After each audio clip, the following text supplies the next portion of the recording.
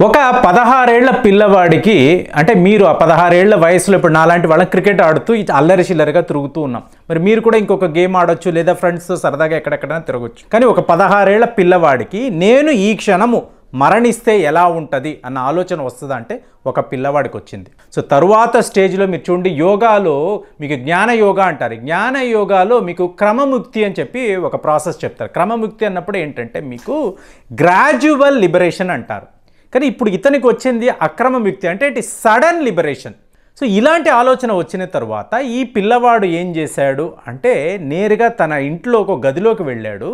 ఈరోజు సాయంత్రం పడుకున్నవాడు తరువాత రోజు మధ్యాహ్నం వరకు కూడా లేగలేదు. అంటే ఏంటంటే తాను ఈ క్షణం చనిపోతే ఎలా ఉంటుంది, అంటే నా శరీరం ఒక మృత్యుదేహంగా మారిపోతే ఎలా ఉంటుంది అన్న అనుభవాన్ని చూడడానికి ఇలా గంటలు గంటలు గంటలు గడిపేశాడు. అంటే ఇలాంటి ఒక అనుభవం మీకు వచ్చిందనుకోండి, మీ జీవితం అనేది టోటల్గా మారిపోద్ది. మరి ప్రేమ్ గారు మీకు వచ్చిందా అంటే నాకు కూడా సరిగ్గా ఇలాంటి ఒక అనుభవం వచ్చింది. కానీ ఈ అనుభవం వచ్చిన తరువాత నేను ఎన్ని విషయాలను వదిలేసుకోవాల్సి వచ్చిందంటే అసలు నాతో లైఫ్ చాలా బోరింగ్గా ఉంటుందని చెప్పి చాలామంది చెప్తూ ఉంటారు. ఎందుకంటే అసలు నేను సగానికి సగం విషయాలు, నాకు నచ్చిన విషయాలన్నీ కూడా వదిలేసుకున్నాను. ఎందుకంటే ఈ ఒక్క అనుభవం వల్ల. అదే చూడండి, ఒక 16 ఏళ్ల పిల్లవాడు, మరి వీడికి ఇలాంటి అనుభవం ఏంటంటే ఇప్పుడు వీళ్ళ నాన్నగారు, అంటే నేను ఎవరి గురించి మాట్లాడుతున్నాను మీకు క్లియర్గా తెలుసు, రమణ మహర్షి గురించి మాట్లాడుతున్నాను. ఆయన 16 ఏళ్ళు ఉన్నప్పుడు వెంకట్రామన్ అయ్యర్ని అంటారు. సో వీళ్ళ నాన్నగారు సుందరం అయ్యర్, ఈయన ఏంటి కోర్టులో ప్లీడర్.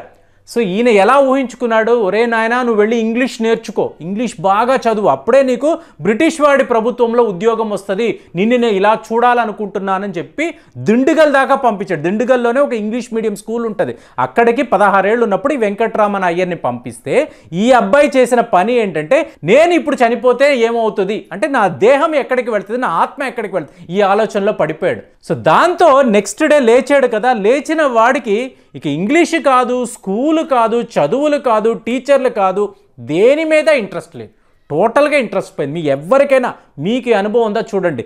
నేను ఈ నిమిషంలో అంటే ఒక చిన్న యాక్సిడెంట్ జరుగుతుంది, మీరు రోడ్డు మీద పడ్డారు, పడిన క్షణం మీ ఆలోచన వచ్చింది ఇప్పుడు నేను చనిపోతే ఏమవుతుంది అని చెప్పి. సో ఆలోచన వచ్చిన తర్వాత మీరు మేల్కోండి, తర్వాత మీ జీవితాన్ని చూడండి, టోటల్గా మారిపోద్ది. ఒకవేళ అలాంటి మార్పు రాలేదు అనుకోండి, మీరు జీవితంలో ఏం నేర్చుకోలేదని అర్థం. సో ఇది ఎలా ఉంటుందంటే ఇప్పుడు చూడండి, ఎవరైనా బుద్ధుడి దగ్గరికి వస్తారు, వచ్చి అయ్యా నేను భిక్షువుగా మారిపోతానంటే వెంటనే నేను తీసుకోకుండా ఏం చేస్తా అంటే వాళ్ళ ప్రియ శిష్యుడిని పిలిచి ఇతన్ని తీసుకువెళ్ళి ఆ శ్మశానం దగ్గర కూర్చోబెట్టు అంటాడు.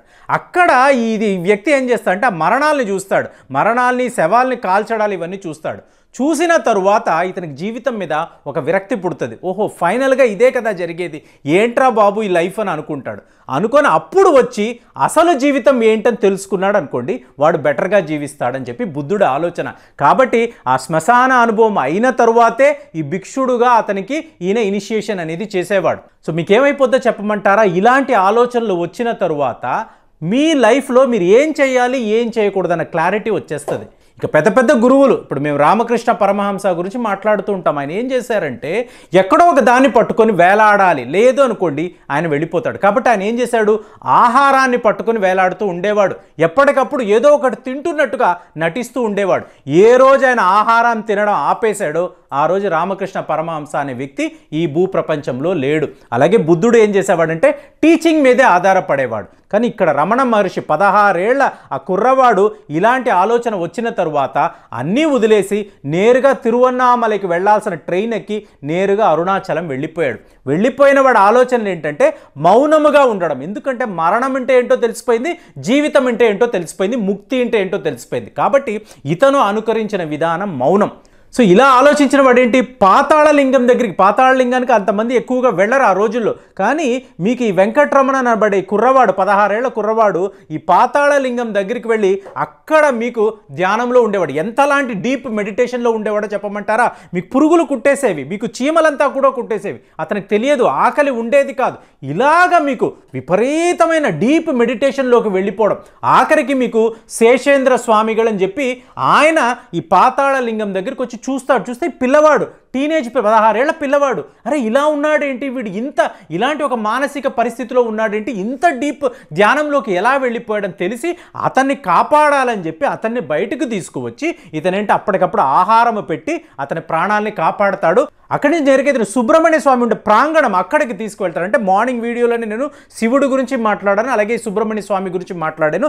సరిగ్గా ఈ వెంకట్రామన్ అయ్యర్ అనబడే ఈ పిల్లవాడిని ఈయన సుబ్రహ్మణ్య ప్రాంగణంలోకి తీసుకువస్తాడు. సో అక్కడికి వచ్చిన తరువాత కూడా ఇతను ఏంటంటే ధ్యానము ఎంతలాగా ధ్యానం ఉండేది అంటే గంటలు గంటలు గంటలు అలా డీప్ మెడిటేషన్లోకి వెళ్ళిపోయేవాడు ఈ వెంకట్రమణ్. సో ఒకానొక సందర్భంలో మీకు ఈ వెంకట్రమణన్ అయ్యర్ అనే అతను అరుణాచలంలో తిరుగుతున్నప్పుడు శివప్రకాశం పిల్లై అని చెప్పి ఇతను గవర్నమెంట్ అధికారి, ఇతను 14 ప్రశ్నలు అడగడానికి మీకు ఈ వెంకట్రామన్ దగ్గరికి వస్తాడు. వచ్చినప్పుడు అతను ఏంటంటే యోగాలో ఒక సూత్రము చెప్తారు, ఏంటంటే తదాదృశ్య స్వరూపే అవస్థానం అని చెప్పి చెప్తారు.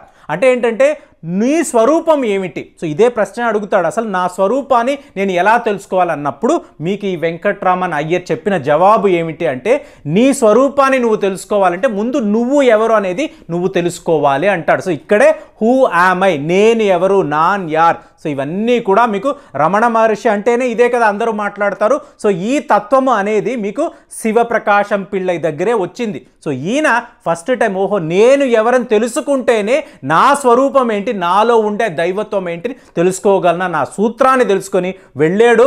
సో ఈ యువకుడు ఇదే మాట్లాడుతున్నాడు. సో ఇతను ఒక అపారమైన శక్తి కలిగిన వాడు, ఇతని తత్వం అనేది అద్భుతం అని చెప్పి అతను అంటే రమణ మహర్షి అంటేనే హూ యామ్ ఐ అని మాట్లాడతారు కాబట్టి ఈ తత్వము ఇతని దగ్గర నుంచే వచ్చింది. సో దాని తర్వాత శ్రీ గణపతి శాస్త్రి అని చెప్పేసి ఈయన ఏంటంటే మీకు ఆగమ శాస్త్రాలు అనండి, యోగా అనండి, తంత్ర అనండి, అలాగే శృతులు అనండి, శాస్త్రాలు వీటిలో అంతా మహాపండితుడు. సో ఇతను రమణ దగ్గరికి వెళతాడు. వెళ్ళినప్పుడు ఇతను కూడా ఇలాంటి ప్రశ్నలు అడుగుతున్నప్పుడు ఇతను మౌనముగా చెప్పే జవాబు, మౌనముగా కూడా మీకు రమణ మహర్షి కమ్యూనికేట్ చేయగలడు. సో ఈయన కమ్యూనికేట్ చేయడము ఇతనిలో ఆయన ఏకంగా శివుడిని చూసుకున్నాడు, శివసిద్ధుడిని చూసుకున్నాడు. చూసుకొని బయటికి వచ్చి ఇతను మామూలు వాడు కాదు, ఇతను భగవాన్ శ్రీ రమణ మహర్షి అని చెప్పి అప్పుడు ఒక ప్రకటన చేశాడు. నేను ఇదంతా ఎందుకు చెప్తున్నా అంటే రమణ మహర్షి ఒక చరిత్ర చెప్పడం కాదండి నా ఉద్దేశము, అతని జీవితంలో జరిగిన ముఖ్యమైన ఘటాలు. అసలు ఒక మామూలు 16 ఏళ్ల పిల్లవాడు రమణ మహర్షి, భగవాన్ రమణ మహర్షిగా ఎలా మారాడు అంటే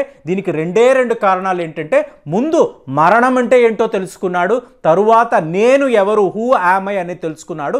ఈ తెలుసుకోవడం నుంచే ఇతను ఇంత గొప్ప సిద్ధుడుగా మారాడు.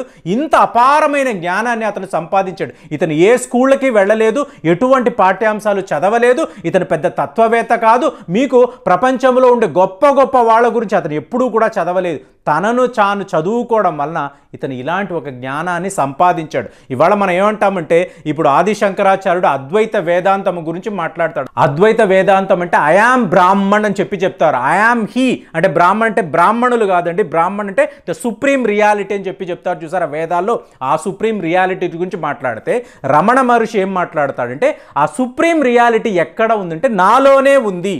అంటే నేను నా గురించి తెలుసుకున్నప్పుడు, నా దైవత్వం గురించి తెలుసుకున్నప్పుడు నేను కూడా ఒక బ్రాహ్మణుగా మారతాను. బ్రాహ్మణుగా మారడం అంటే ఆ సుప్రీం రియాలిటీగా మారిపోతాను అని చెప్పి ఆ కొత్త తత్వాన్ని మీకు రమణ మహర్షి చెప్పడం జరిగింది. అంటే ఇవాళ ఇదంతా కూడా ఎందుకు మాట్లాడుతున్నానంటే మా ఆశ్రమంలో ఈ ఫండమెంటల్ సూత్రం ఇదే, ఫండమెంటల్ లక్ష్యం ఇదే. ఏంటంటే అహం బ్రహ్మస్మి అంటే నువ్వు ఒక మామూలు మనిషిగా రావచ్చు, కానీ నీలో ఒక దైవత్వం ఉంటుంది.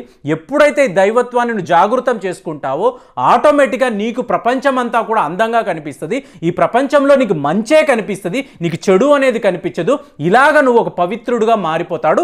దానికి కావాల్సిన సాధన అనేది నువ్వు ఆశ్రమంలో చెయ్యవచ్చు. వచ్చిన ప్రతి వాళ్ళు కూడా అలాంటి ఒక సాధన చేసి వాళ్ళలో ఉండే ఆ దైవత్వాన్ని కూడా వాళ్ళు జాగృతం చేసుకోవచ్చు. సో ఇలాంటి ఒక ప్రయత్నం, దీనికోసమే నేను రమణ మహర్షి గురించి మాట్లాడుతున్నాను. కాబట్టి మన ఆశ్రమంలో కూడా ఇలాంటి ఒక ప్రయత్నం జరుగుతుంది. మరి ఎంతమంది వాళ్ళలో ఉండే ఆ దైవత్వాన్ని సాధిస్తారు, తెలుసుకుంటారు, ఆ దైవత్వం నేనే అని ఎప్పుడైతే వీళ్ళు రియలైజ్ అవుతారో ఆటోమేటిక్గా ప్రపంచం అంతా కూడా అందంగా, ఆనందంగా, మీకు ఎవరిని చూసినా కూడా మీకు మంచే కనిపిస్తుంది, చెడు అనేది కనిపించదు. సో అలాంటి ఒక ప్రక్రియ, అలాంటి ఒక సాధన మనము చెయ్యగలిగితే ఒక కొత్త సమాజాన్ని మనం సృష్టించవచ్చు. సో ఆ ప్రయత్నాలు అనేవి మన ఆశ్రమంలో కూడా చేయొచ్చు. రమణ మహర్షి రమణ ఆశ్రమంలో ఇలా ఎన్నో ఏళ్ల తరబడి ఆయన ఇలాంటి సాధన చేశాడు. ఎంతోమందికి ఇలాగ ఇనిషియేషన్ అంటే వాళ్ళలో కూడా ఇలాంటి ఒక ఆలోచనని, ఇలాంటి ఒక క్వాలిటీని, ఇలాంటి ఒక లక్షణాన్ని ఆయన జాగృతం చేయగలిగాడు. సో ఆ పని మనం చెయ్యగలమా, చెయ్యలేమా, చెయ్యాలంటే ఎలాంటి సాధన చెయ్యాలి ఒకసారి మీరు ఆలోచించండి. అసలు ఆశ్రమ వాసంలో ఉండే ఆ ప్రత్యేకతలు ఏంటి మీకు తెలుసా? తెలిస్తే దయచేసి కామెంట్స్లో పెట్టండి. మళ్ళీ వచ్చే వీడియోలో కలుద్దాం. జై హింద్.